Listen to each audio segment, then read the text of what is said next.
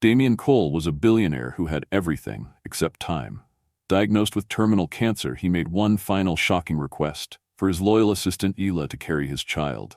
What began as a desperate plea became a raw, unforgettable journey of trust, love, and the kind of legacy that money could never buy. As his empire faded, what truly remained was a heartbeat, a future. Who was Damien really? And why did Isla say yes? Where are you watching from? Tell us in the comments, and don't forget to subscribe for more powerful stories that touch the heart. Damien Cole had always known how to own a room. With just a glance, a slight lift of his brow, or a perfectly timed pause, he could silence a boardroom filled with billion-dollar egos. At 37, he was the kind of figure magazine covers couldn't get enough of. Sleek suits, sharper mind, whispers of scandal that never quite stuck. A genius in code and capital. The man who turned a dorm room software patch into a global tech empire. The conference hall in downtown San Francisco shimmered with the kind of curated glamour only tech royalty could afford. Subtle lighting, air thick with the scent of wealth, and hundreds of eyes all pinned to the same stage. Damien stood under the spotlight like he'd been born there. Crisp charcoal suit, tie loosened just enough to signal casual confidence. His voice, usually so smooth it felt like polished stone, held a slight tremor. No one noticed at first. Not when he paused mid-sentence. Not when he gripped the podium a little too tightly. But when his words slurred into each other, the silence rippled. Then his body wavered. And before anyone could react, Damien's tall frame buckled. He collapsed forward, his head striking the side of the podium with a dull thud. Gasps shot through the crowd. Cameras froze. The room, once filled with polite laughter and calculated applause, broke into chaos. Security swarmed. An assistant dropped her tablet. A tech blogger near the front screamed. Paramedics pushed through the sea of people, and someone shouted for an ambulance. Outside, the sirens wailed into the cold afternoon air as Damien's unconscious form was rushed out of the glass-fronted convention center. By the time he opened his eyes, he was in a private suite on the 10th floor of St. Alora's medical center. The walls were too white, the sheets too stiff, and the fluorescent lights above seemed to blur at the edges. A gentle beeping accompanied his every breath, some monitor tracking a heart that had never raced for anything but numbers and deadlines. He blinked once, twice. A nurse appeared beside him like a ghost. "You're awake," she whispered with professional cheer, checking his IV line. "You fainted. They say it was probably stress, overwork, nothing serious." But Damien Cole didn't faint. Damien Cole didn't do probably. He did facts, data, control. He sat up slowly, chest aching, temples pulsing. "Where's Dr. Livingston?" he muttered. The nurse offered a careful smile. "She's reviewing your scans. Just rest." 2 hours later, Dr. Nadia Livingston arrived, but she wasn't alone. Another doctor stood beside her, a woman Damien had never seen before. She was tall, solemn-eyed, clipboard in hand. Her white coat didn't rustle when she walked. Something about her presence felt heavy. "Mr. Cole," Dr. Livingston said, nodding toward the other woman. "This is Dr. Ana Salgado. She's an oncologist." The room stopped breathing. Damien stared. "Oncologist?" he repeated, like the word was foreign. Dr. Salgado stepped forward. "I won't waste your time," she said, voice steady but not cold. "We ran a full panel after the collapse. Initial signs point to exhaustion, yes, but your blood work raised red flags. We did additional scans, CT PET, biopsy." She paused, her eyes searching his. "You have stage 4 hepatocellular carcinoma, liver cancer." Damien blinked. He opened his mouth, then closed it again. Something icy slid down his spine. "That's not possible," he said flatly. "I wish it weren't," Salgado replied. "It's advanced, aggressive. It's metastasized to nearby tissues. We estimate 6 to 8 months, maybe less." He laughed, a single sharp breath that didn't reach his eyes. "No," he said. "You made a mistake. I'm not." "This isn't 6 months?" She nodded. "I'm sorry." The air in the room changed. It became thick, viscous, the kind of silence you feel behind your ribs. Damien sat there, staring at the blanket covering his lap, suddenly hyper-aware of the sterile weight of the hospital gown against his skin. He had dodged every audit, every takeover, every scandal. He had stared down Wall Street wolves and smiled while cutting them out at the knees. But this was a coup he hadn't seen coming. When Dr. Salgado left, Dr. Livingston stayed behind, her voice softer now. "You'll want to get your affairs in order," she said. We can start treatment to manage the symptoms. It won't cure you, but it might buy you a little time." He didn't respond, didn't nod, didn't blink. He just sat there, swallowing the words like glass.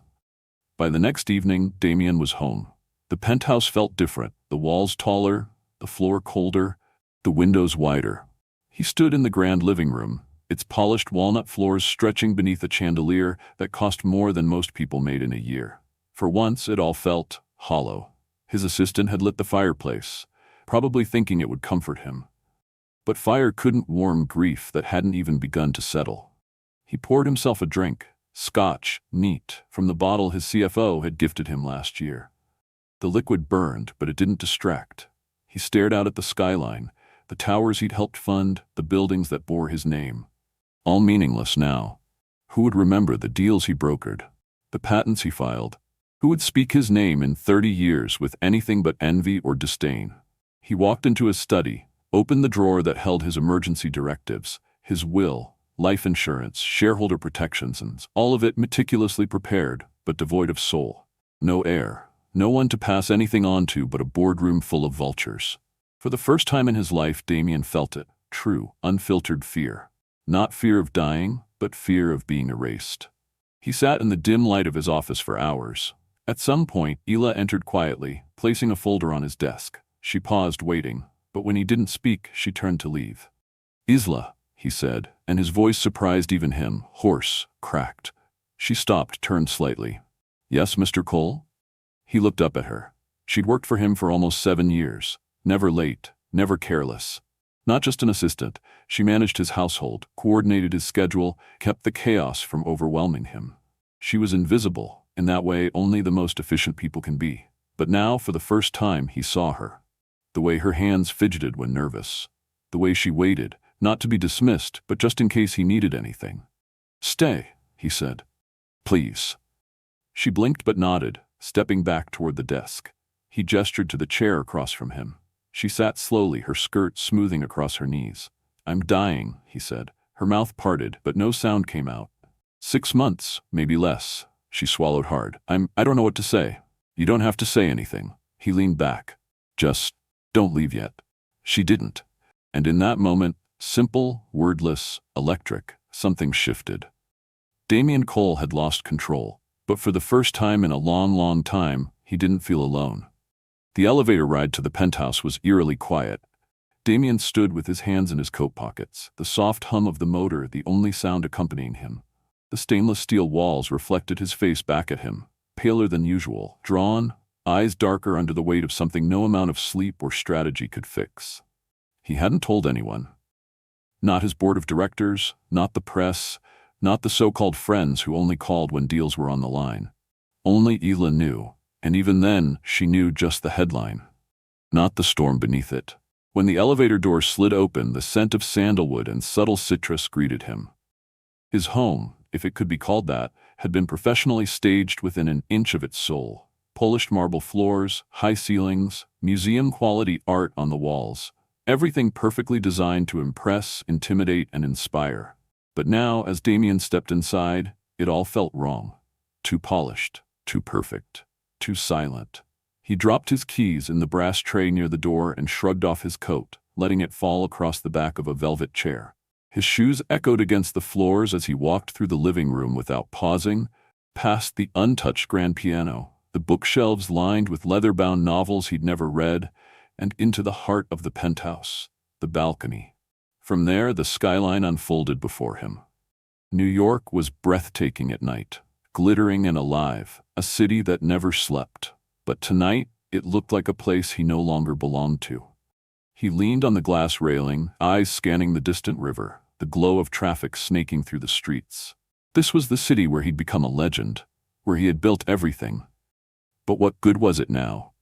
He slumped into one of the lounge chairs, elbows resting on his knees, hands clasped tightly. The cool air did little to calm him. His mind was a wildfire. The doctors had been clear. No miracle cure, no experimental treatment, just time, 6 months of it if he was lucky. He hadn't cried, not yet. But the grief was there, swelling beneath his skin like water behind a dam. For so long he had believed legacy meant scale, influence, empire. His name was on buildings and news articles, on IPOs. His net worth had once trended on Twitter. He was the golden boy of Silicon Valley, the self-made titan. He had refused to die in the same shadows he'd grown up in, refused to be like the broken men in his family who let women rip them apart. He closed his eyes and thought of his father, a quiet man, hands calloused from years of factory work, who gave his whole heart to a woman who only used it as leverage. Damien remembered the fights, the betrayal, the look in his father's eyes when he finally gave up on love. His mother had been beautiful, manipulative, always dangling affection like a prize. One moment she'd kiss you on the forehead, the next she'd weaponize your deepest secret. That was Damien's first lesson. Love was dangerous. Love could undo you. So he built walls instead, not just emotional ones, but concrete, steel firewalled walls. And those walls had made him invincible. For a time. But now, stripped of everything but the truth, those same walls felt like a prison. He sat there in silence, watching the world spin on without him. The irony wasn't lost. He had been so focused on creating a future that he had no present. No family, no partner, no one to call. No one to hold his hand while he died, except Isla. He hadn't meant to tell her, but when he'd looked into her calm, curious eyes, the words had come out unfiltered. And she hadn't run. She hadn't gasped or tried to comfort him with lies. She had simply stayed. He rose from the chair and wandered back inside. The fireplace flickered in the corner, casting golden light across the living room. A photo frame on the mantel caught his eye. It wasn't of him. He didn't keep photos of himself. It was one of the rare, candid shots Ela had taken of the staff during the company's retreat last year. Everyone laughing, holding sparklers, champagne in hand. Damien wasn't in the frame, but he remembered that night. He'd watched from the balcony, glass of bourbon in hand, while everyone else lived. Why had he always been watching life instead of living it? His gaze dropped to the envelope waiting on the coffee table. It had his lawyer's handwriting, precise, impersonal. Estate paperwork, a draft will, the updated terms if he failed to appoint an heir. He didn't open it. He walked to his study instead, pouring himself another drink. As he lifted the glass to his lips, a voice cut through the silence. "Mr. Cole?" Ela stood at the doorway, her eyes cautious but kind.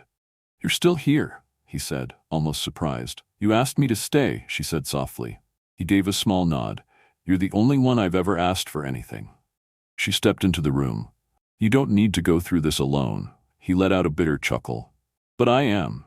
That's the truth, Isla. I built a life that was so high, no one could reach me. And now I realize I don't have a single hand to hold." Isla's brow furrowed. She looked at him not like an employee would, but like a person who had seen his silent unraveling over the years. "Is there anyone you'd want to call?" she asked. He shook his head. "There's no one I trust. No one who cares without calculating what they get out of it."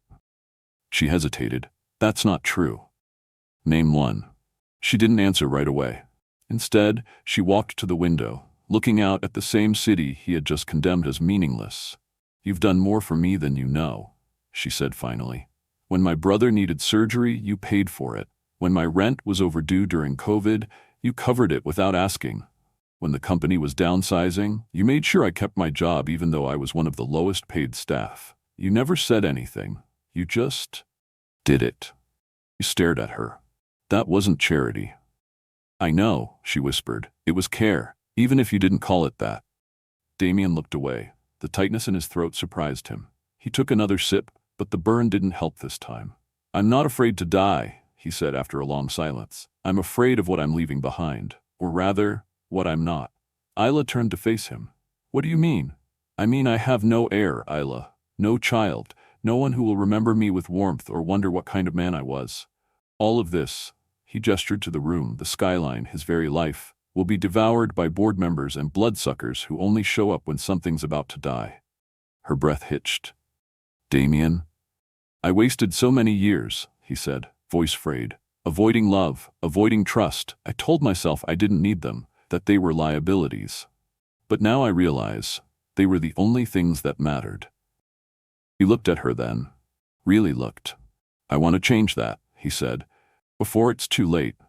Her heart pounded. She didn't know why, but she suddenly felt that the next words out of his mouth would alter the course of both their lives.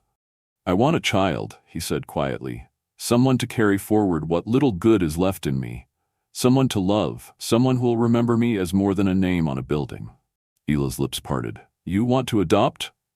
He shook his head. I want to create. From me, but not with just anyone. I need someone I trust. Someone who won't use the child to climb a social ladder or sell their story to the tabloids. Someone real. The silence stretched long and taut between them. I want you, Ila, he said. Not just because you're here, but because you're the only person I've ever trusted. She stood frozen, eyes wide, lips trembling. I know it's absurd. I know it's selfish, he added quickly. And I'll understand if you walk away. But I had to ask. Her voice came out barely a whisper.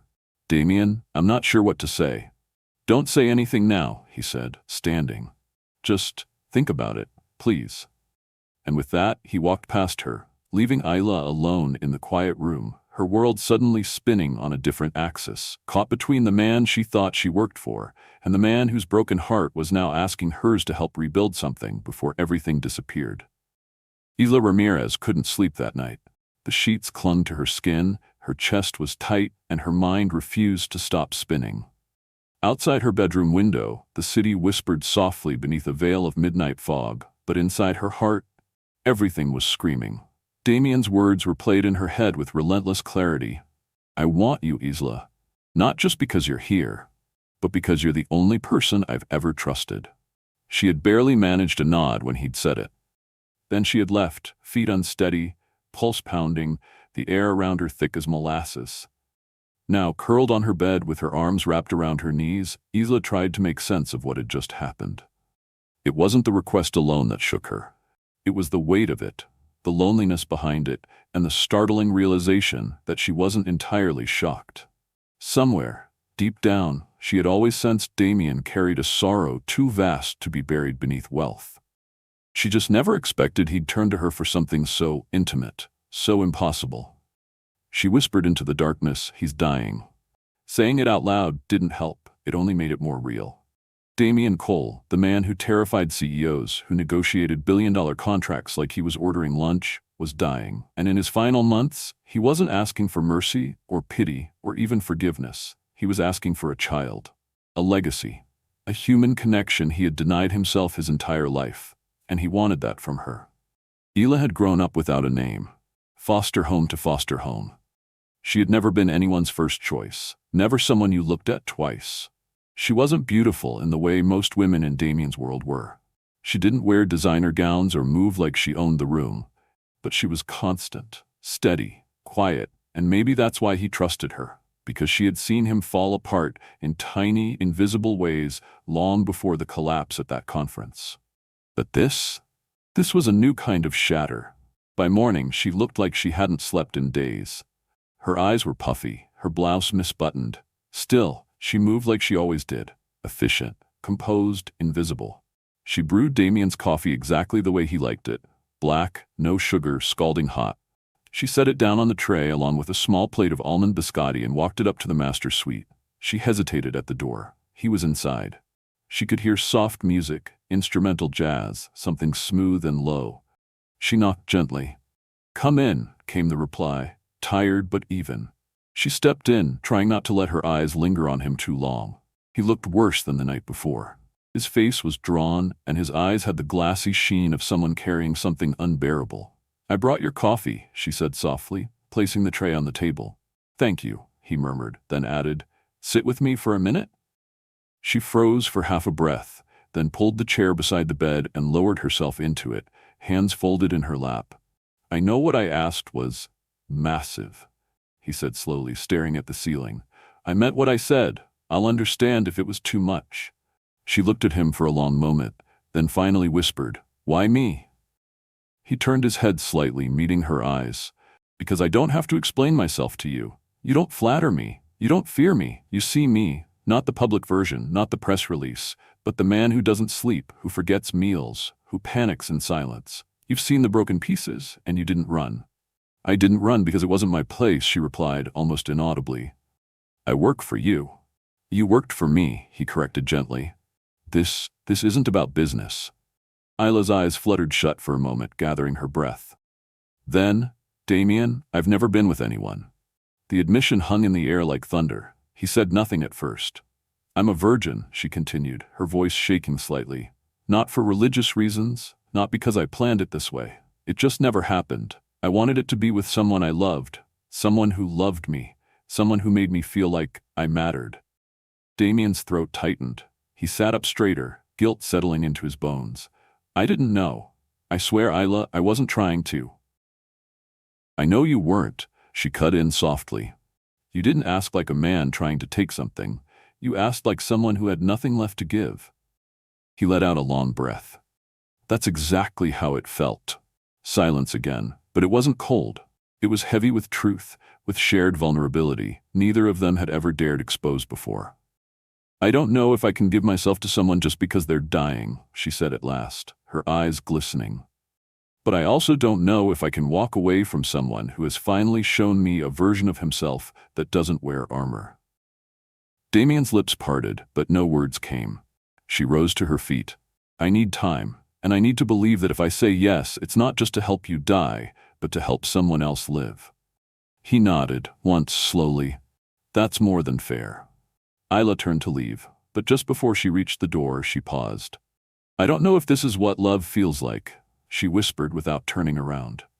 "But last night, when you said my name, it felt like the first time I belonged somewhere." And then she was gone. Damien sat in stunned silence. Outside, the rain began to fall, soft, persistent, almost cleansing. The next few days passed in a strange haze. Isla kept her distance, but not completely. She was still present, still working, still kind, but she didn't linger in rooms with him, didn't meet his eyes for too long.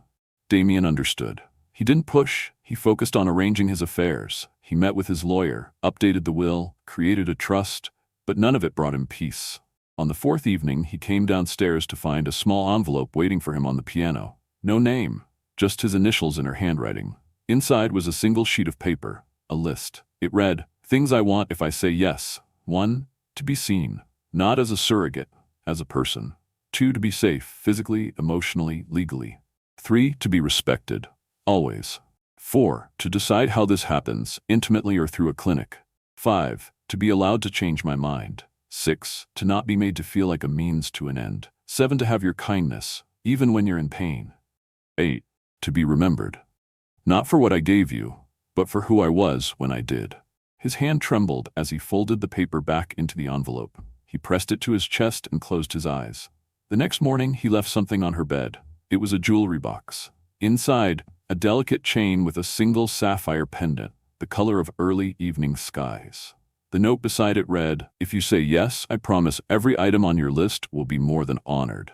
It will be sacred. If you say no, thank you for letting me be real for once."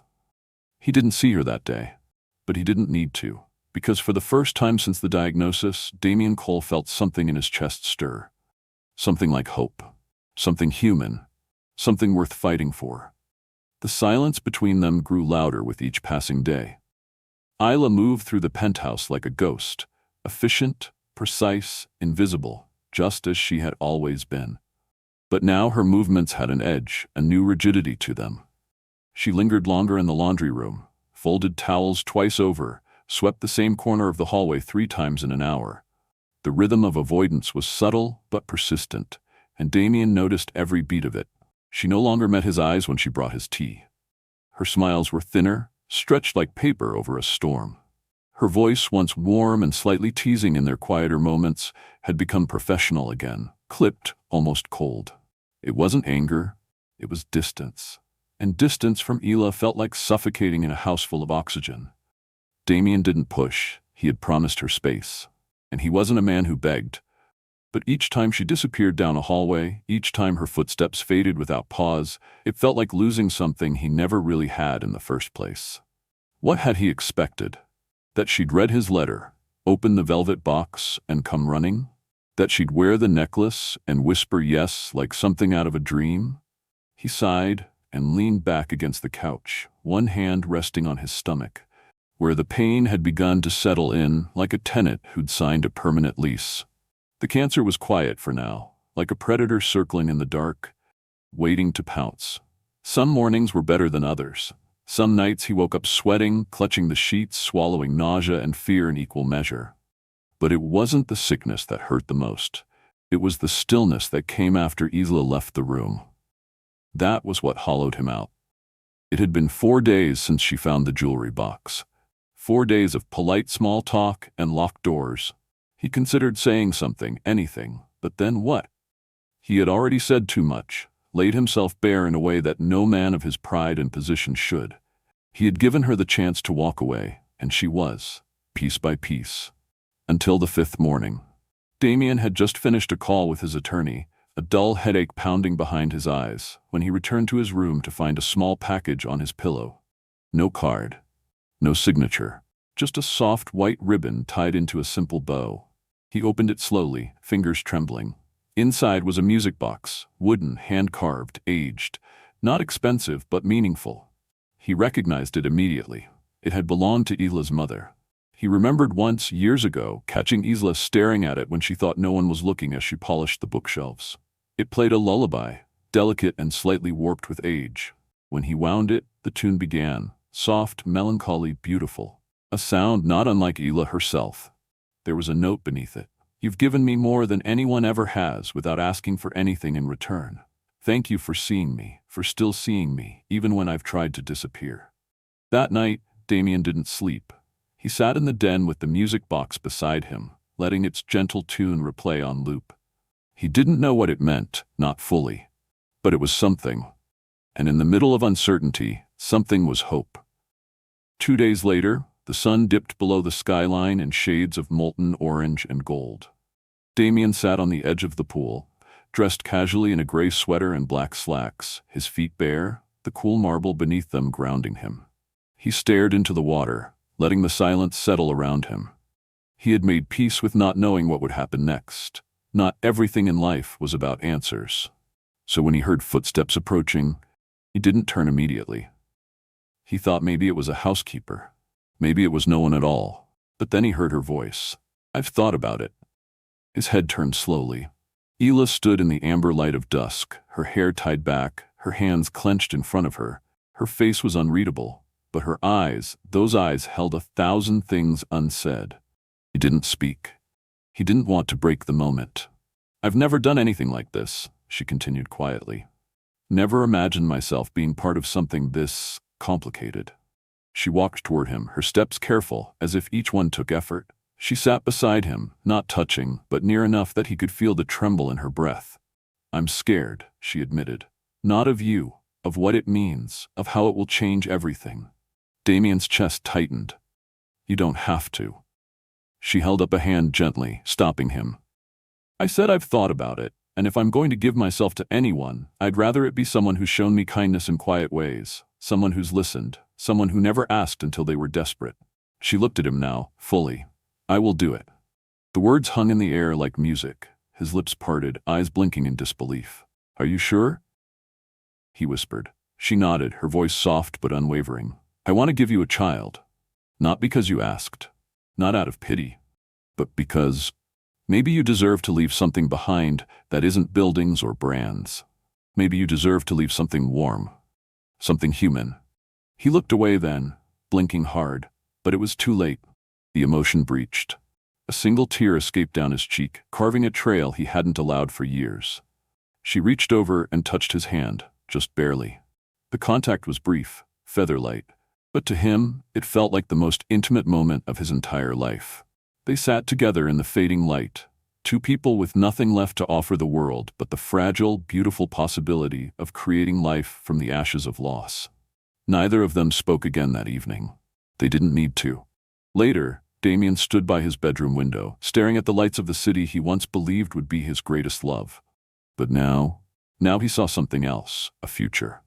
However short, however uncertain, it wasn't empty anymore. The next day, plans were set into motion. Damien called his lawyer. Appointments were made with doctors and fertility consultants. Everything was to be clean, professional, documented. Not because he doubted Isla, but because he wanted to protect her, shield her from the vultures that would swoop in the moment he passed. Everything would be signed, sealed, witnessed. Trust funds, custodians, legal guardianship. It was all very logical, and yet, as Isla sat across from him in the study, quietly reviewing medical paperwork, Damien found himself watching her, not her hands or her clothes or the way she gently bit her lip when reading, but her, the person, the soul. She had said yes, but something in his chest ached at how carefully they were drawing the lines. He wanted this child, yes, but more than that, he wanted meaning. He wanted to remember, in the dark of the night, that once, just once, someone had seen him as more than a billionaire. Someone had chosen him. The question that lingered now was one he hadn't dared speak aloud yet. Would it be enough? Would this child be the legacy he longed for? Or was he still just trying to rewrite a story that ended long before it began? Damien folded the last document, then looked at Isla. "When the time comes," he said softly, "I want to be there." Her brow lifted gently. "You mean for the appointments?" He shook his head. "For the beginning. The very beginning." She stilled. "You mean, I want it to be real, Isla. I know we agreed on a clinical process, and if that's what you still want, I'll honor it. But if there's any part of you that's willing, I want to feel connected from the first breath. Not through paperwork, through life." Her breath caught. Her gaze dropped, and Damien waited, heart suspended between hope and heartbreak, knowing this conversation would decide more than just how they'd bring a child into the world. It would decide what kind of world they built for that child to inherit. The silence that followed Damien's request was not the kind that lingered out of awkwardness. It was heavy, thoughtful, filled with a storm of emotions neither of them could yet name. Isla's lips parted as if to speak, but no words came out. She just sat there, eyes flickering from his to the floor and back again, her fingers tightening around the hem of her cardigan. Damien didn't press. He knew what he was asking was monumental, personal, in a way that far transcended contracts and trust funds. He had laid himself bare once again, but this time it wasn't out of desperation. It was longing, deep, unshakable longing for something human, something real, before the clock ran out. Isla began, her voice uncertain. "I need a second." He nodded, slowly releasing her hand. She rose from the chair, like the weight of her thoughts had grown heavier than her body could bear. With a quiet nod, she walked out of the room, leaving him alone with his hope and his fear. The next 2 days passed in quiet limbo.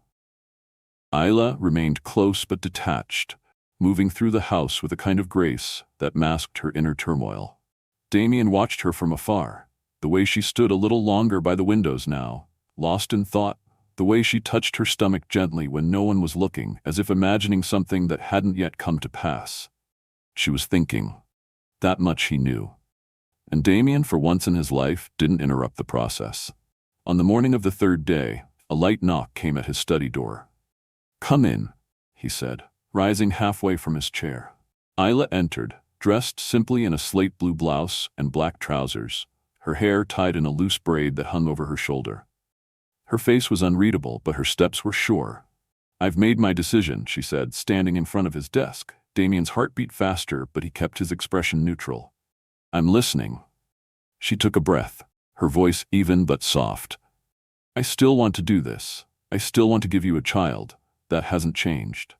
Relief, deep and warm, flooded through him, but it didn't last long. She raised her hand slightly, indicating she wasn't finished. "But I want to do it the way we originally agreed," she said. "Through a procedure. Artificially."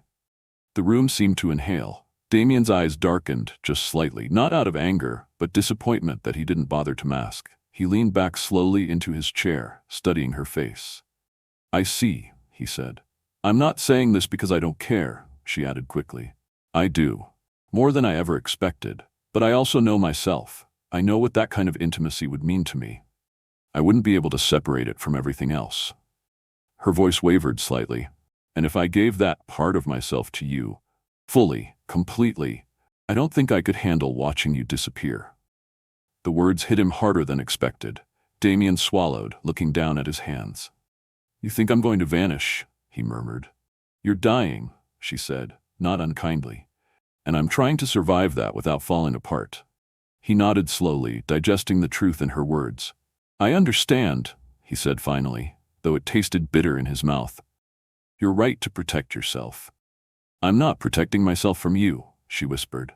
"I'm protecting the part of me that doesn't want to fall in love with someone I'll lose." That undid him. She stepped forward slightly, her eyes shining with emotion. I will carry this child. I will raise them with everything I have. I will honor your legacy, but I need boundaries, I need safety, and I need to know I can walk away from this with my heart still intact. He stood slowly, walked around the desk, and stood just a foot away from her. The distance felt greater than any they'd ever experienced. You're already in my heart, he said quietly. And maybe that's selfish of me, but it's true. And if what we have is only meant to last this season, then I'll take every second. Isla looked up at him, eyes damp. Then let's do this the right way, for both of us. They nodded in unison, an unspoken agreement forming between them. It was not passion, it was not fairy tale love, but it was trust, and in their world, that was rarer. A week later, they arrived together at a fertility clinic, tucked discreetly into the Upper East Side. The process began. Papers were signed, medical history reviewed, blood drawn. Isla was calm, composed, answering questions with quiet resolve. Damien, on the other hand, was oddly quiet, more so than usual. She noticed it in the waiting room as they sat side by side, not touching, not speaking, just watching the digital screen blink through patient names and room numbers. His hands were clasped, white-knuckled. He hadn't looked at her once since they arrived.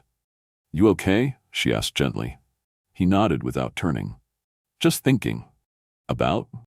He hesitated. "About how strange it feels to create a life in a place that smells like antiseptic and old magazines." She smiled slightly the first time in days.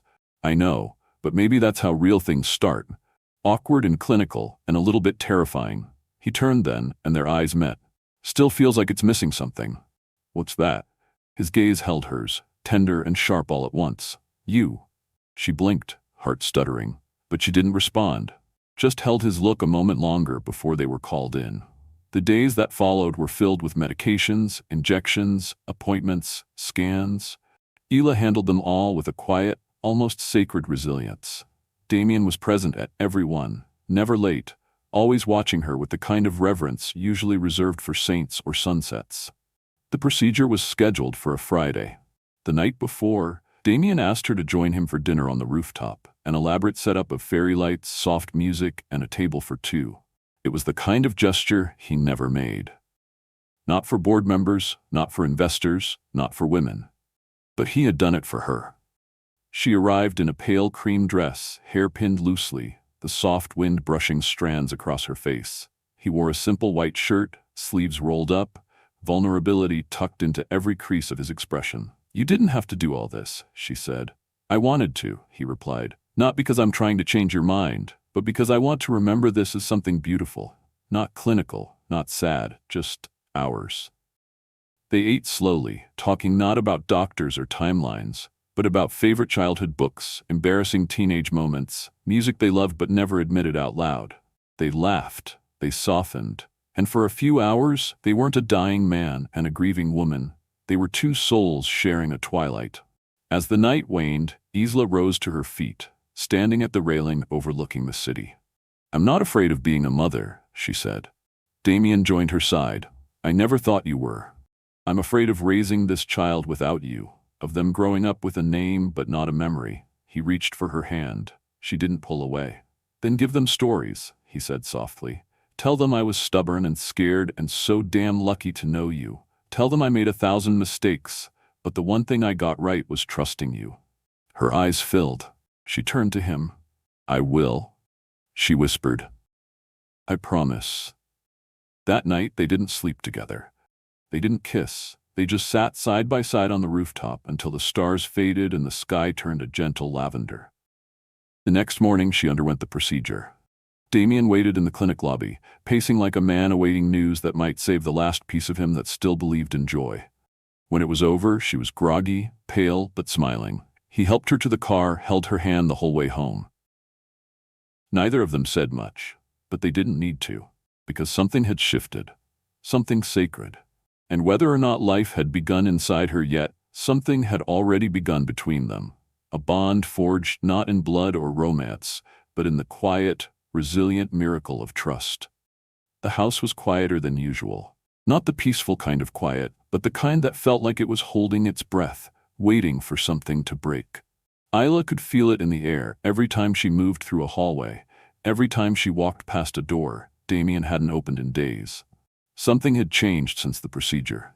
Not in the way they spoke. Those conversations were still kind, still steady, but in the way they didn't speak. There were more pauses now, more space between glances, more weight behind every word. She didn't know if it had worked. The clinic said it was too early to tell.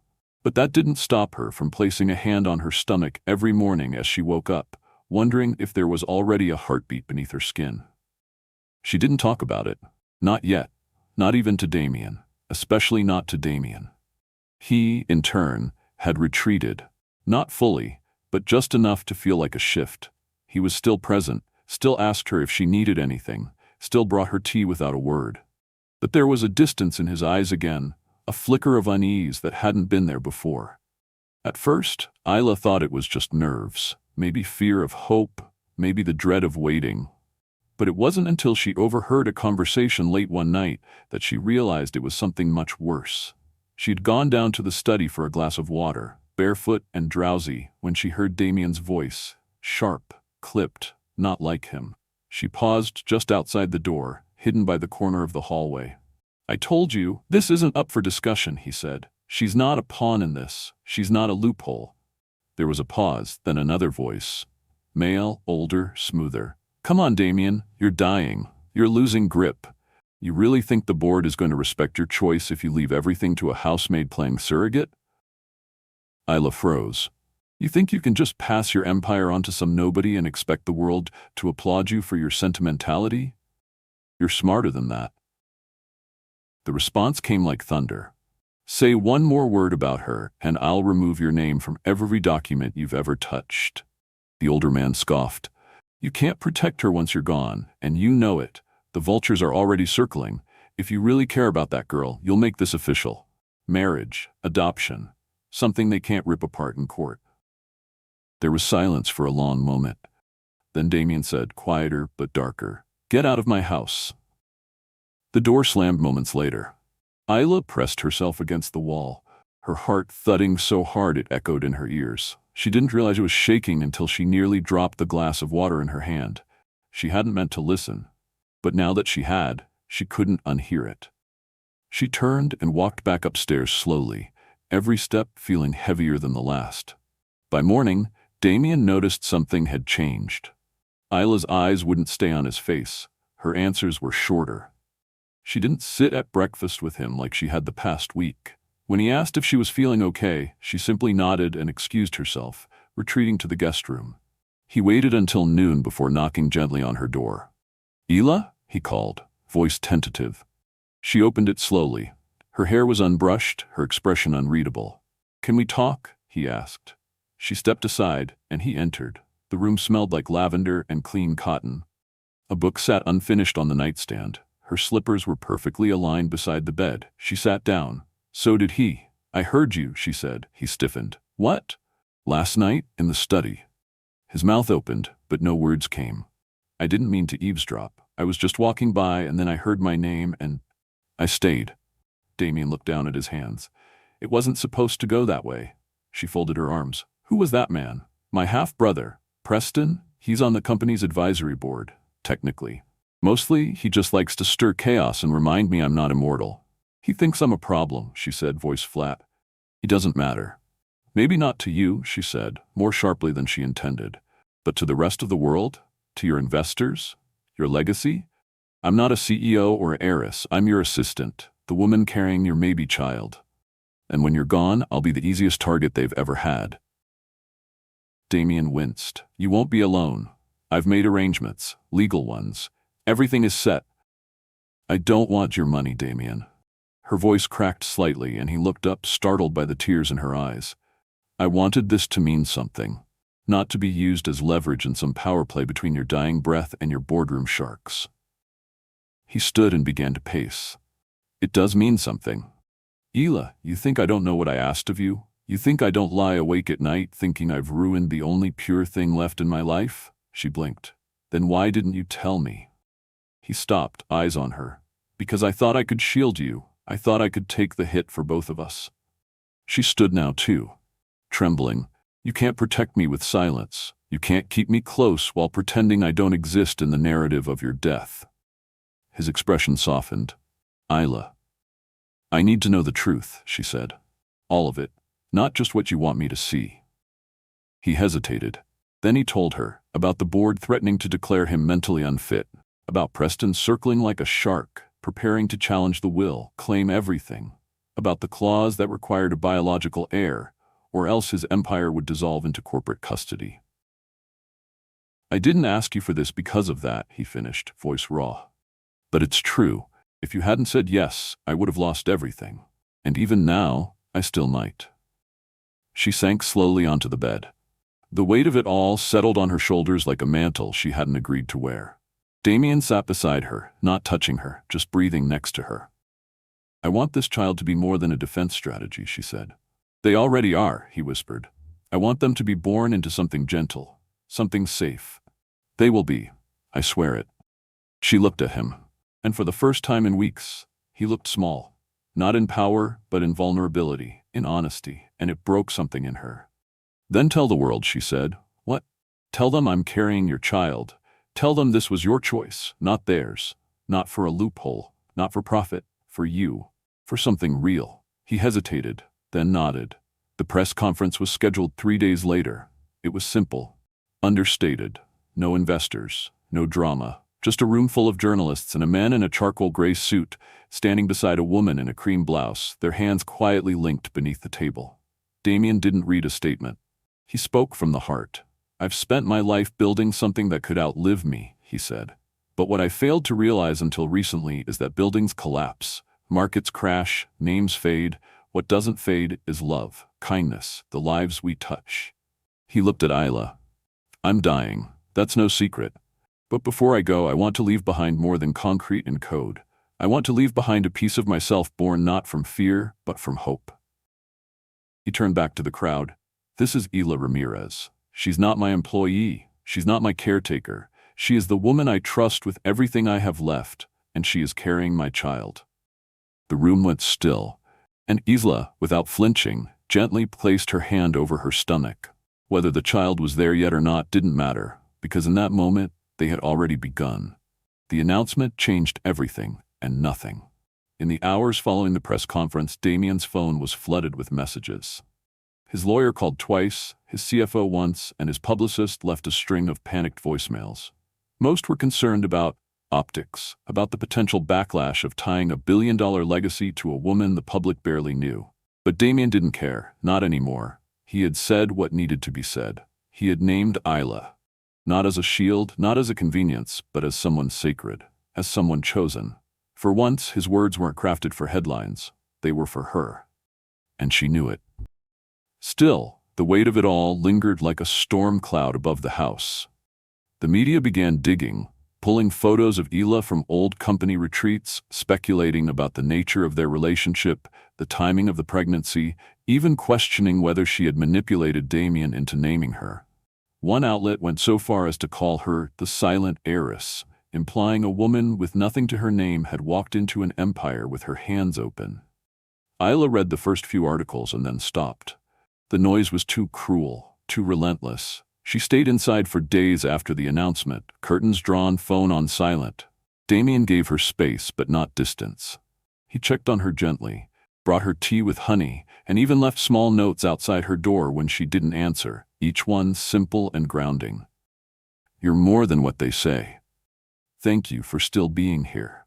This house feels empty without your footsteps. On the third night, she emerged. He was in the library, thumbing through a book he wasn't reading when she entered. She didn't say anything at first, just walked over to the armchair across from him and sat down, curling her legs beneath her. Her hair was still damp from a shower, and her sweater hung loosely from one shoulder. They're awful, she said. He looked up. The press, she clarified. The way they talk about me, the way they make it sound like I've stolen something I never even asked for. You haven't stolen anything, he said firmly. But I feel like I have, she replied. Every time I see your name trending next to mine, every time someone says I'm after your money or using you for fame, it chips away at me. He closed the book, set it aside, and leaned forward. I'm sorry, he said. You don't have to apologize. I do, he insisted, because I brought you into this without preparing you. I should have known they'd come for you. People like Preston, the media, they feed off women like you. Quiet, decent, real. You're a threat to everything they can't control. She looked down at her hands. It's just, I didn't expect to feel so invisible and exposed at the same time. He stood and walked to her, then knelt beside the chair. His voice dropped. Do you want to leave? Her eyes lifted. What? If it becomes too much, he said. If this house, this name, this child, it's all too heavy, I won't stop you. You don't owe me anything, Isla. Not a single thing. Tears welled in her eyes. But I don't want to leave, she whispered. He exhaled, slow and careful. I'm scared, she added, that if I stay, I'll get used to this, to you, to us, and then… You'll lose it, he finished softly. She nodded. I think about that every day, he confessed. I think about the time I won't get, the birthdays I'll miss, the first words, the late-night feedings. I think about you raising them alone. And I hate it. I hate what I can't change. She reached for his hand, and he took it gently. I don't want our story to end before it has the chance to become real, she said. Then let's make it real, he said. They spent that night on the rooftop again. No candles, no wine, just a blanket between them, wrapped in each other's presence as the stars blinked quietly above. Tell me something you've never told anyone, she said. He thought for a long moment, then said, I used to wish I'd been born poor. Not just working class, but truly poor. The kind where you live in a house with holes in the roof and no heat. She looked at him, surprised. Why? Because I thought maybe then I'd know how to be grateful, how to love without wondering if someone wanted something from me. Maybe if I had nothing, I'd learn what really matters sooner. She squeezed his hand. You learned. It just took longer. He looked at her with a soft, sad smile. And you? What haven't you told anyone? She was quiet for a long while. Then, sometimes I wish I hadn't saved myself. He turned to her sharply. What do you mean? I always thought I'd give my first time to someone I loved, someone who'd love me back. But life isn't like that. You wait, and you realize that the world doesn't reward you for holding out. Sometimes it just leaves you behind. His heart twisted. I'm not saying I regret anything, she added, but there's a loneliness in waiting, and I think that's why I said yes to you. Not because I was ready, but because I was tired of waiting for love to find me. He took her face in his hands then, gently, reverently. I'm not what you waited for, Isla, but if you let me, I'll be what stays. The kiss, when it came, was quiet. No fireworks, no trembling fingers, just a slow, aching surrender. Her lips on his, soft and cautious, his breath catching as he pulled her in, not for desire, but for closeness. For the first time, they didn't feel like two people orbiting around something fragile. They felt like something together. Later, as they lay under the sky, her head on his chest, he whispered, We don't have forever. She closed her eyes. But maybe we have enough, she said. In the days that followed, Isla began to show subtle signs of change. Her appetite shifted. She became more tired. The clinic confirmed it at week 5. She was pregnant. When she told Damien, he didn't say a word at first. He just dropped his pen, stood, and crossed the room to her, his hands shaking as he placed them gently over her stomach. There was no bump, no flutter. But to him, it was already a miracle. I didn't think it would feel this real, he whispered. I didn't think it would feel this right, she replied. He looked into her eyes, something deep and unspeakable rising behind his own. Promise me something. Anything. If I don't make it, tell them I didn't leave, that I'm here, that I chose them before I ever met them. She nodded, voice thick. I will, and she would, because something sacred had begun. Not just life, but love. A quiet, steadfast love that asked for no titles, no ceremonies, just presence, just truth. And as Damien leaned down to press a kiss to her belly, whispering words only the two of them would ever know, Isla realized that even in the face of death, they had created something defiant, something luminous. A future. Damien's decline came faster than anyone expected. By the 8th week of Isla's pregnancy, his body began to give way in ways he couldn't mask with tailored suits or soft smiles anymore. The weight he'd once carried like armor slipped from his shoulders, first slowly, then all at once. His once commanding posture bent slightly at the spine.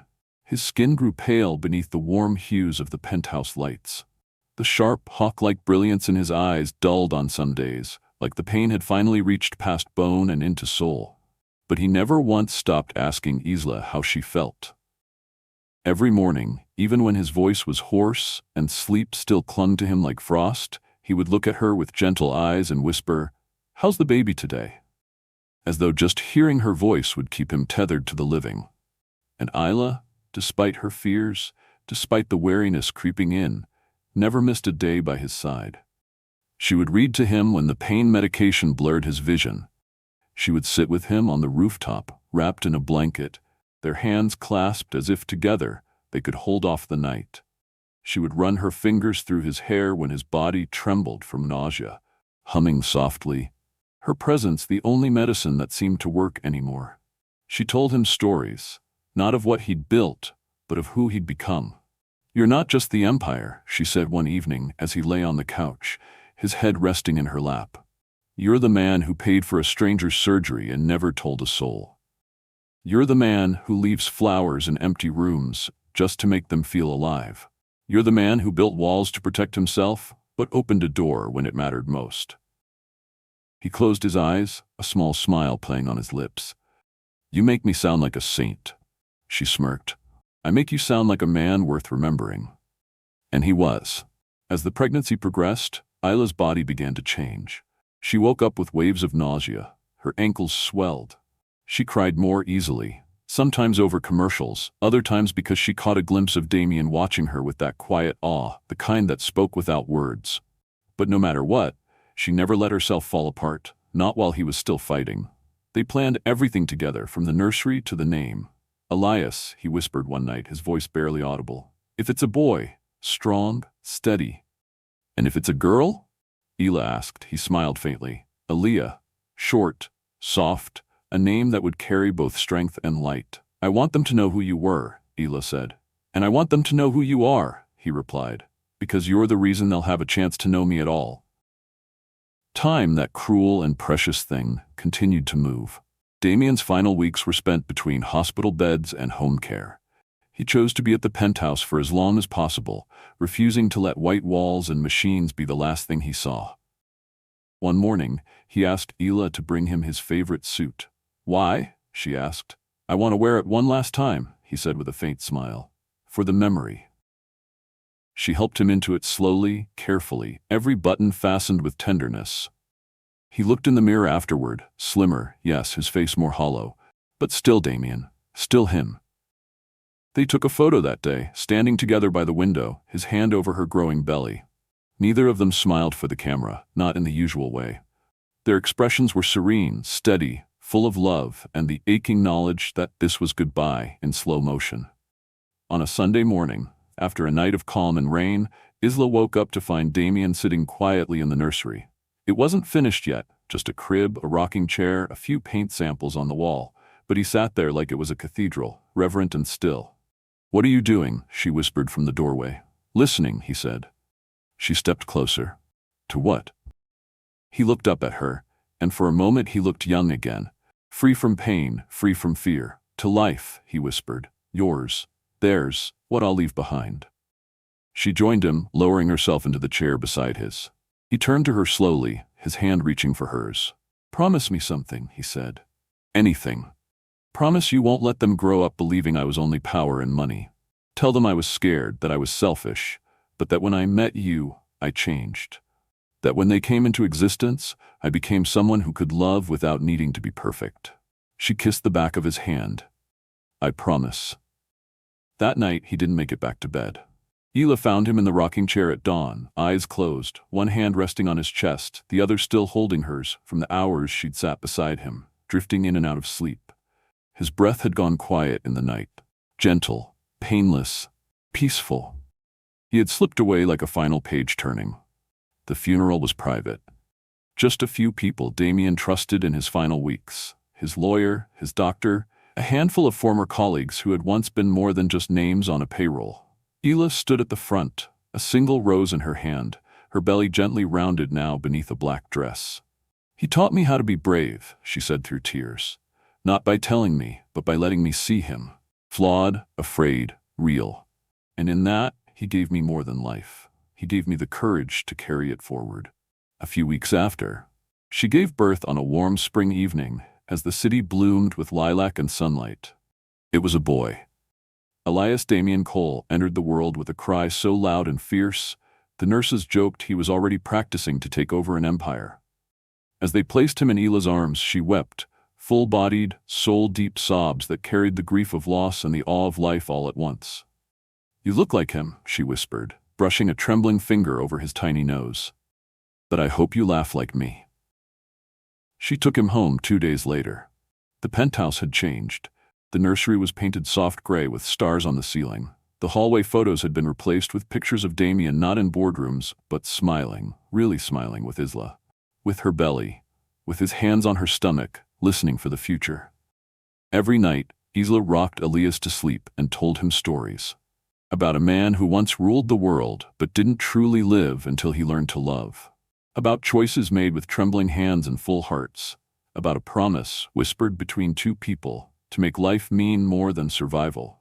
And as she watched her son breathe, as she felt the thrum of something bigger than sorrow rise in her chest, Isla realized Damien didn't die with an empire. He died with a family. And that was the only legacy that ever mattered. Life doesn't wait for the perfect moment. It doesn't pause for us to make all the money, build all the walls, or heal every scar. Damien spent his life chasing greatness, believing love was a distraction, that vulnerability was weakness. But in the end, it wasn't the billion-dollar empire or towering skyscrapers that gave his life meaning. It was the quiet, unexpected bond with someone who saw him not as a titan, but as a man. A man who was scared, flawed, yet capable of love. This story reminds us that legacy is not measured in wealth, but in connection. It's in the hand we hold when everything is falling apart. In the trust we build when there's nothing left to bargain with. In the life we choose to bring into this world, not out of obligation, but from compassion, trust, and hope. Sometimes the most powerful thing we can do is let someone in, to choose love, even when time is short, to create something beautiful, even in the shadow of goodbye. Because in the end, it's not what we leave behind. It's who we leave behind, and what they remember us for. Where are you watching from? Let us know in the comments. We'd love to hear from you. And if stories like this move your heart, don't forget to hit that subscribe button and join our community here for more tales that speak to the soul.